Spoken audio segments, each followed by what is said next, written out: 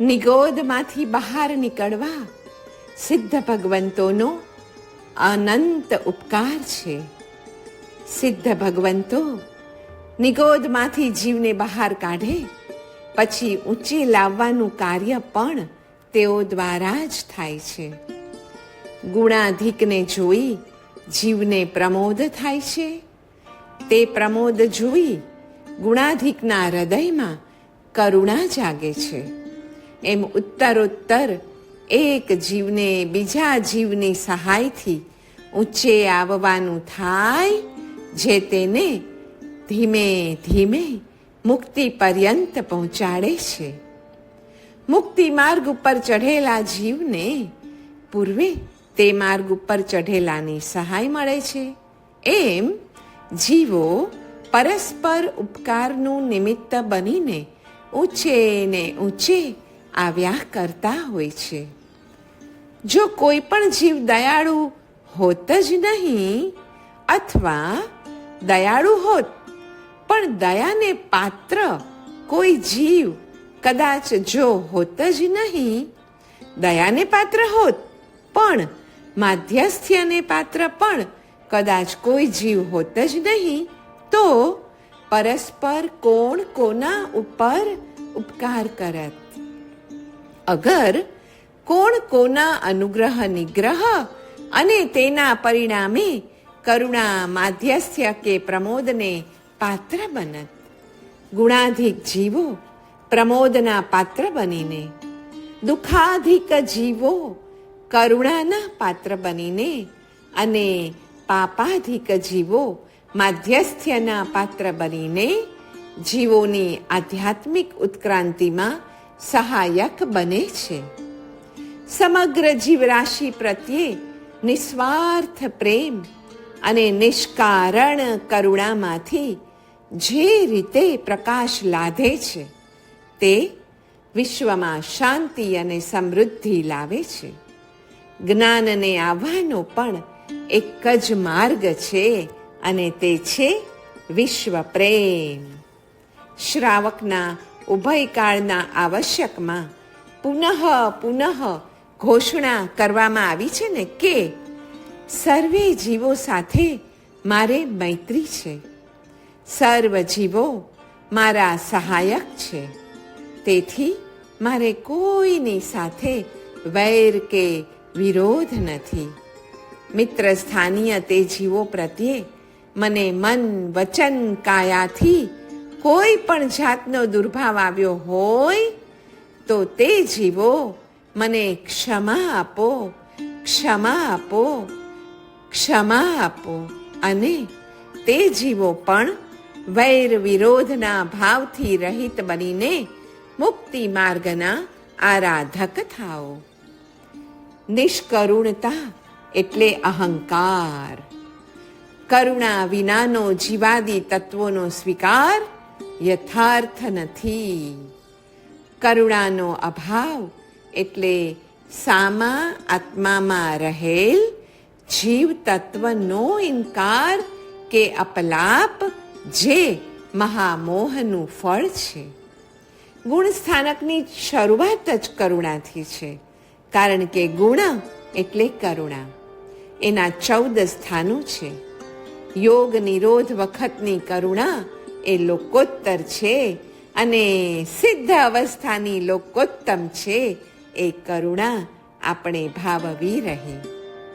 કરુણા ભાવનો અભાવ એટલે ભાવ હિંસા. બીજાના દુઃખને જોઈને જો એ દુઃખના સંવેદનરૂપ કરુણા ન જાગે ને, તો એ નિષ્કરુણતા છે.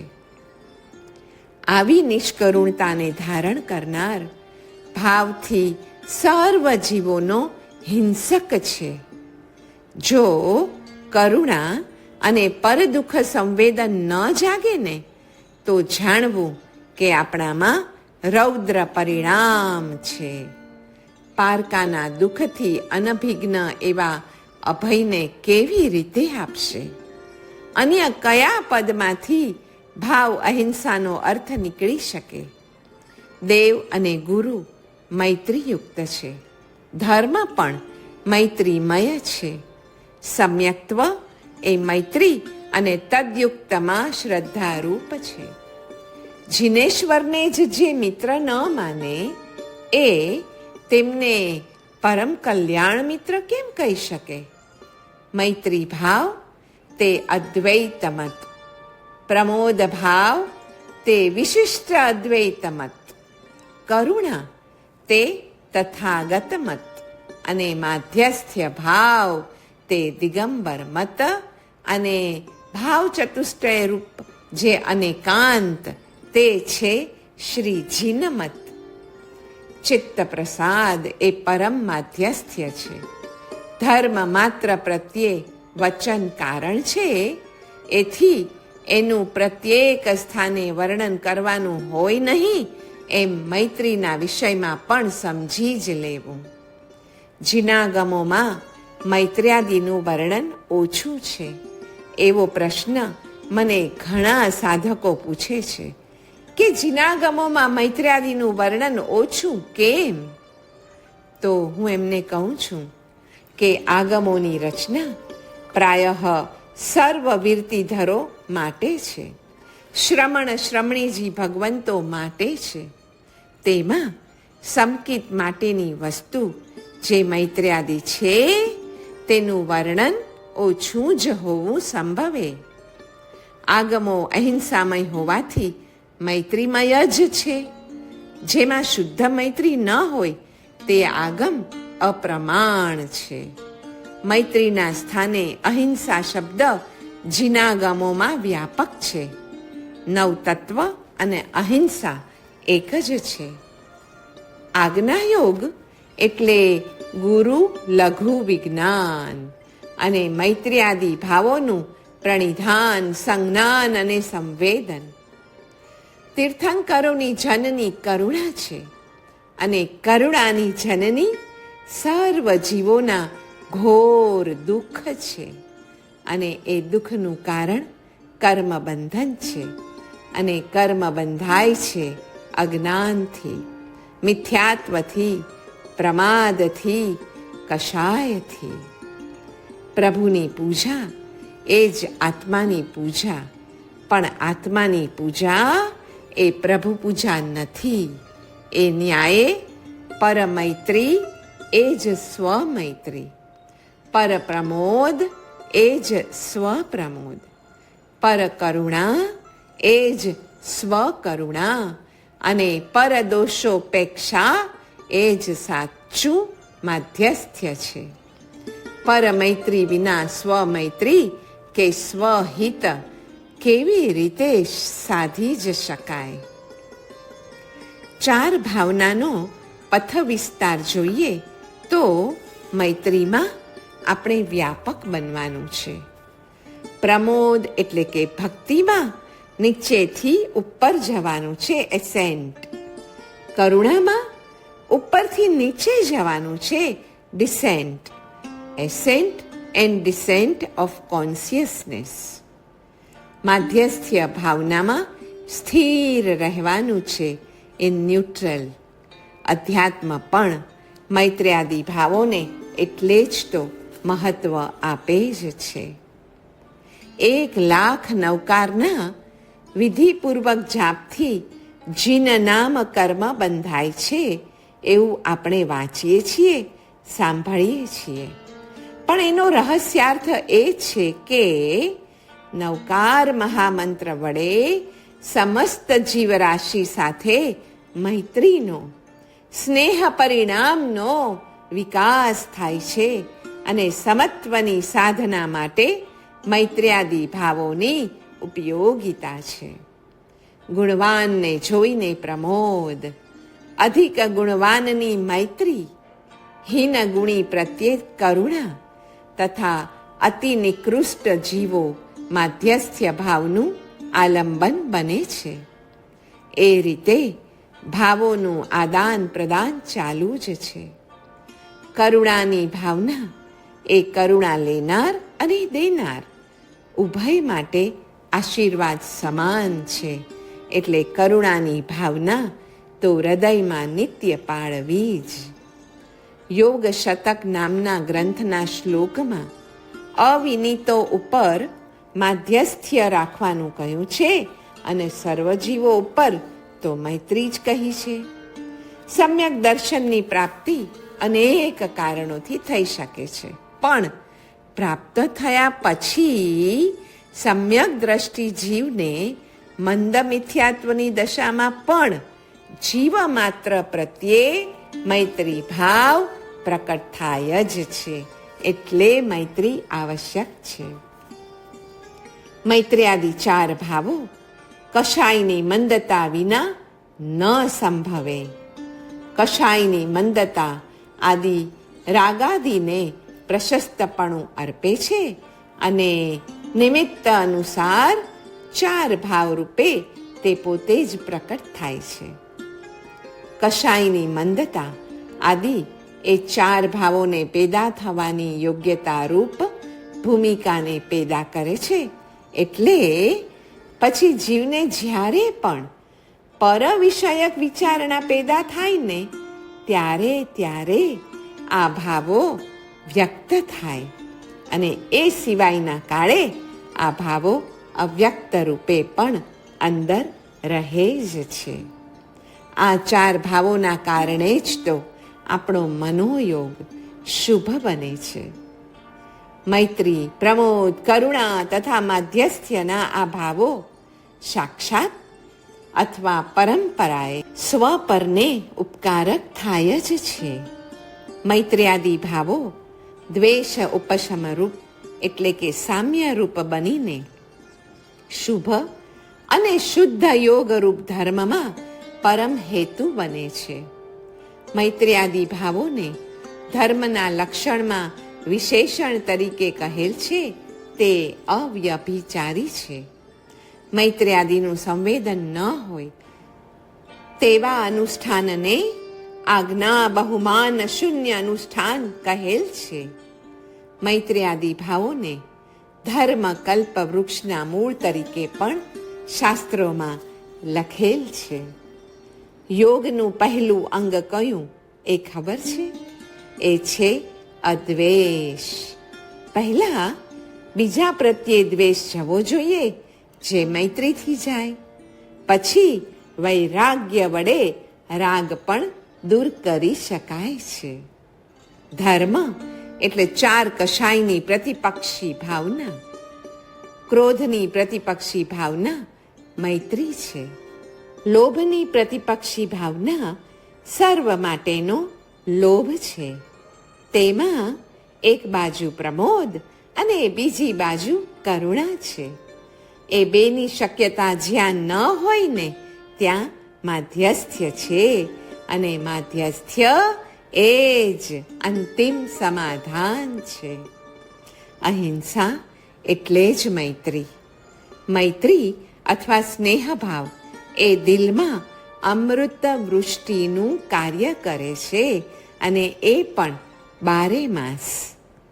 વૈર વિરોધ એ વિષની વર્ષા છે, જ્યારે મૈત્રી એ સદ્ગુણોની જનની યા સેનાની છે.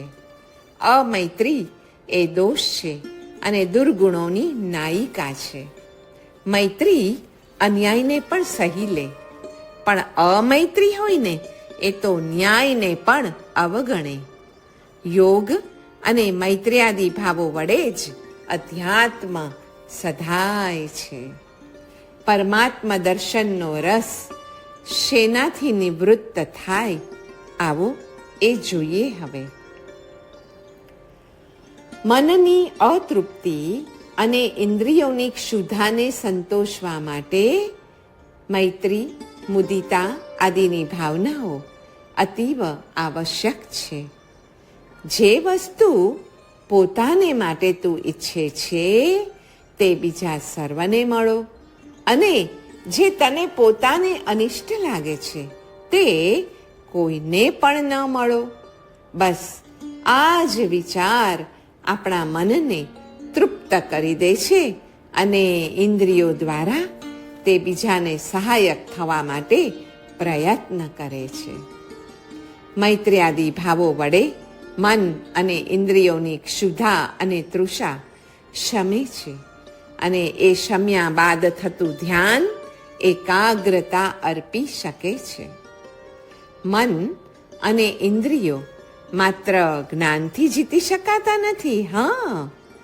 તેને જીતવા માટે તો ભાવની આવશ્યકતા છે, અને તે ભાવ બીજો કોઈ જ નહીં, પણ જેવો ભાવ પોતાની માટે છે તેવો જ બીજા માટે, અથવા તેથી પણ અધિક ભાવ પ્રભુ અને પ્રભુ પરાયણ વ્યક્તિઓ માટે હોવો ઘટે. ભાવનાથી મન અને ઇન્દ્રિયો સંતોષાય છે. વિષયોનો રસ પરમાત્મા દર્શનના રસથી નિવૃત્ત થાય છે, જે જીવાત્માઓની કરુણા અને મૈત્રીથી પછી સંતોષાય છે. સ્નેહ શબ્દની પરિભાષા જોઈએ ને તો પરમાત્મા સાથે સ્નેહ બાંધવાની પ્રથમ શરત છે જીવાત્માઓ પ્રત્યે સ્નેહનું બંધન. સ્નેહ શબ્દ ભક્તિની સાથે કરુણા, માધ્યસ્થ્ય અને મૈત્રીની ભાવના સાથે સંકળાયેલો છે. અર્વાચીન જીવન પદ્ધતિ મહા આરંભને પોષે છે, જ્યારે પ્રાચીન જીવન પદ્ધતિ કેવી તો સુંદર હતી તે વિચારવા જેવું છે.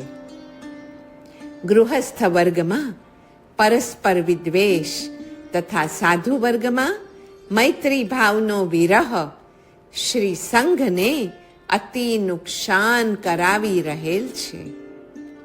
અધ્યાત્મ દ્વારા આત્મશક્તિને વધારવા પ્રયત્ન કરવો, થોડી પણ કરુણા પ્રકટ થવી, તે આંશિક આત્મજ્ઞાનનો એક નાનો નમૂનો છે. વ્યાપક આત્મજ્ઞાન સૌને વિશ્વના સુખ દુઃખના સહભાગી બનાવશે. આપણે બધા એક જ છીએ. ભિન્ન ભિન્ન આકાર દેખાવા છતાં પણ વસ્તુ તો એક જ છે. એવી સાચી અનુભૂતિ જ્યારે વ્યાપક થાય ને ત્યારે જ અહિંસા પૂર્ણ બને છે. તો આવો ગૃહસ્થ વર્ગમાં રહેલ આપણે સર્વે પરસ્પર વિદ્વેષથી મુક્ત થઈએ, તથા શ્રમણ વર્ગમાં પણ મૈત્રી ભાવનો વિરહ ન રહે તો જ શ્રી સંઘને થતું અતિ નુકસાન બંધ થશે. અનેકાંત ભાવના જનિત તત્વજ્ઞાન તે મૈત્ર્યાદિ ભાવોનું, તથા મૈત્ર્યાદિ ભાવો એ યમ નિયમ આદિ અનુષ્ઠાનોનું મૂળ કારણ છે.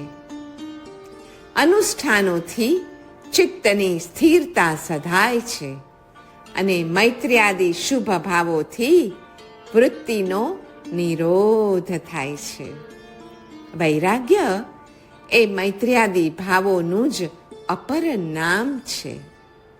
મૈત્ર્યાદિ વડે પ્રથમ તીવ્ર કષાયો ઉપર વિજય મળે છે, અને એ પછી યમ નિયમ આદિ અનુષ્ઠાનોના યથાવિધિ પાલન વડે શેષ કષાયો પણ જાય છે.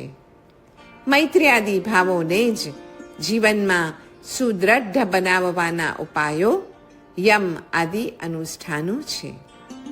બધાના મૂળમાં આત્મૌપમ્ય ભાવ કે આત્મસમદર્શિત્વ ગુણ જ ધર્મ અને યોગમાં પ્રાણ પૂરી રહેલ હોય છે. યોગ નિરોધની અવસ્થા એ લોકોત્તર કરુણા છે, અને સિદ્ધની અવસ્થા, અરે સિદ્ધની તો અવસ્થાની પણ અવસ્થા, તે લોકોત્તમ કરુણા છે. કરુણા કે કર્મ પ્રેરણા એટલે પરને દુઃખી જોઈને દુઃખી થવું. ભલા કામ કરવાની કરુણાથી જ કરુણા વધે છે. સમાનતા એ મત્સરમૂલક નથી, પણ કરુણામૂલક છે, અને એ કરુણામૂલક જ જોઈએ.